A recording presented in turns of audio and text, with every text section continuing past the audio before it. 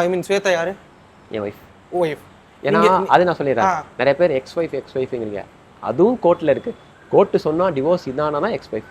ஏன்னா நிறைய கேஸ் பார்த்தீங்கன்னா போய் லாஸ்ட்டில் ஒன்றா பேச்சப் ஆயிடுவாங்க, மறுபடியும் ஒன்றா சேர்ந்துருவாங்க, 2 வருஷம் கழிச்சு சேருவாங்க, 1 வருஷம் கழிச்சு சேருவாங்க, 1 மந்த் சேருவாங்க. ஸோ இது நம்ம எதுவுமே டிபெண்ட் பண்ண முடியும். ஸோ ஸ்டில் என் ஒய்ஃப் தான் அவங்க. அது எக்ஸ் ஒய்ஃப் சொல்லக்கூடாது. ஓ ஒய்ஃப் நான்.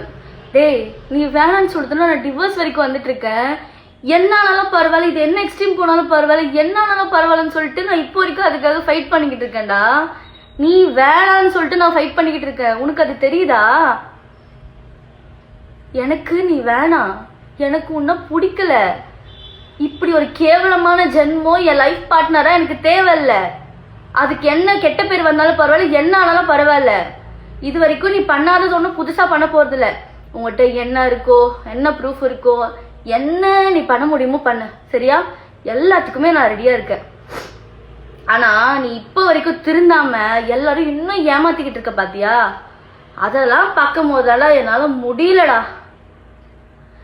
ஐயோ கடவுளே.